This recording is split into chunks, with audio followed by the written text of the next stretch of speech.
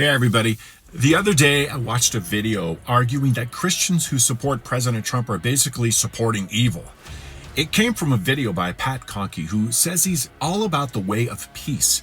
He calls Trump's tariffs demagoguery out to crash the economy and accuses his backers of reveling in cruelty. That is a bold and even bullying and chaotic charge.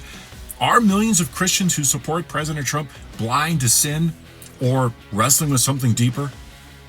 Let's walk through Pat's points one at a time and unpack the tension, peace, peril, faith, or folly, and see where it lands in the light of Proverbs 18:17, which says, "The first speech in a court case is always convincing until the cross-examination begins." Check the mic and make sure it sound right, boy. So Pat calls Trump's rhetorical style on tariffs, immigration, and DEI bullying and chaotic. These are the tricks of a demagogue. I agree, Trump's words definitely carry a punch, but hasn't bold rhetoric been the heartbeat of politics for the last several decades? Biden's Trump is Hitler stoked fear. Obama's hope and change led to flat wages, ISIS and Russia taking Crimea from Ukraine. Bush rode 9/11's patriotic wave into a massive surveillance state, and Reagan's evil empire cast Soviets as pure darkness to rally the crowd. Was Mr. Conkey outraged at President Biden and others who referred to Trump as an existential threat? Didn't that rhetoric lead to 2 assassination attempts? The question: should Christians have a selective standard for peaceful rhetoric? Mr. Conkey says Trump sows disgust and anger and fear with tariffs hitting the poor and middle income folks. On the topic of tariffs, Mr. Conkey doesn't provide the context that the crashing stock market are ultra-wealthy investors who bet on China and the status quo of imbalanced global trade. I assume he's aware that Democrats and Republicans have famously railed against the unfair trade practices of China and how millions of good-paying jobs have been lost in exchange for cheap goods. President Trump is the first president to actually do something about that Faustian bargain. That Faustian bargain that benefited the wealthy while devastating the working class. Even the United Auto Workers Union president, Shawn Fain, has wholeheartedly endorsed Trump's Liberation Day tariffs. And listen carefully to Trump's critics. They quietly support his tariffs. They just don't like his tactics and most surely don't want him to get the credit for righting the wrong of unfair trade. Pat sows the seeds of fear that Trump's tariffs will crash the economy. But in Trump's first term, GDP grew 2.5% after he imposed tariffs on China. Biden left them in place because they were benefiting our economy. Which begs the question, what if Trump's fixing chaos, not fueling it? Pat calls Trump's immigration stance performative cruelty. But what's more harmful?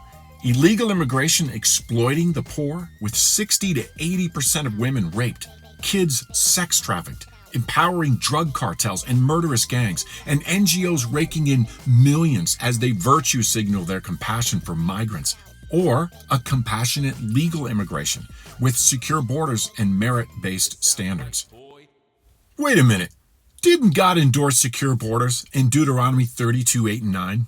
How is Trump's effort to promote legal immigration not in line with the Father's command to rescue the weak and needy, to deliver them from the hand of the wicked? And so the question, should Christians support cheap labor so they don't have to do the jobs they don't want to do?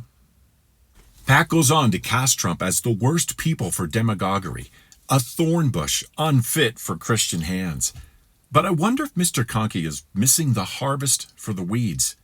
Chasing President Trump's rhetoric is exhausting. So why not have a conversation about the outcomes of his policies? He secured the border in 2 months. Inflation's dipping. Gas prices are dropping. Even egg prices, critics' pet metric, are trending down. Ukraine and Russia are talking peace. And after the Trump administration put actions to their words on tariffs, most allies are currently renegotiating their unfair trade deals. So think about this. If flawed characters are disqualified from being used by God for his purposes, we might as well burn our Bibles. The truth is, God used some really messed up people. Moses murdered, then cowered as God's spokesperson. So God gave him Aaron. I wonder if God gave Trump Elon Musk. David had a juicy affair, then killed the husband. And yet, in the totality of his life, God called him a man after his own heart. The Apostle Paul hunted believers, and yet his words are memorized, studied, and give us some of the most profound truths of what it means to follow Christ. The Trump-Musk-Doge anti-corruption crusade hints at Micah chapter 6 verse 8's call for justice. And Solomon tells us that the ultimate judge detests the extortion of the taxpayer or the perversion of justice and fairness in government. President Trump's action struck down Roe v. Wade. And I'm aware that Mr. Conkey spent many years fighting against abortion. Is it possible that President Trump was an answer to his prayers? The question: when we judge the policies of the Trump administration, are we witnessing thorns or a harvest of good government? Ladies and gentlemen of the jury, Mr. Pat Conkey's way of peace pulls us in, but when he tags Trump's tariffs demagoguery and hits Christian supporters as complicit in cruelty, it's a cheap shot. Are we really cheering for evil? Maybe you'll agree with me on this plot twist.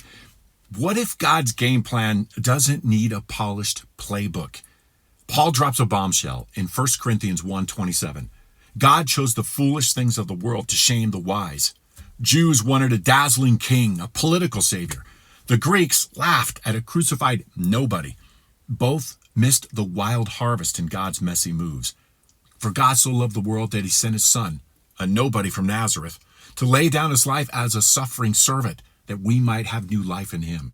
Paul says the message of the cross is foolishness to those who are perishing, but to those of us who are being saved, it is the power of God.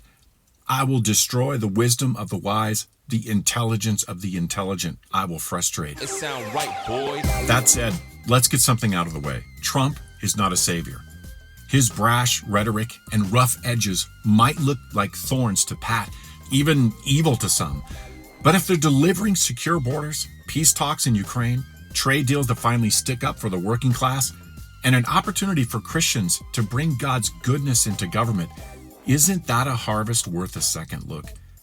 Look, maybe Trump's the answer to prayers Pat didn't see coming. Flawed, loud, and somehow fruitful. I'm not saying it's all roses, but let's not shrink God to our tidy box. Consider it this way.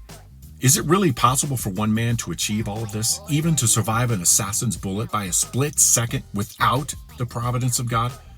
And what does it say about someone who doesn't believe God can use flawed people? I know for me, given the mistakes I've made, I'm eternally grateful for his unmerited favor. So here's my challenge. Let's wrestle through this together. Are Christians who support President Trump blind to sin, or seeing God's hand in the chaos? I'm Brian Tuttamore. That's today's Faith Check News. Make a comment below. Tell me what you think. Right? Wrong? Did I miss something? I'd love to hear your opinion. And remember, think right to live free.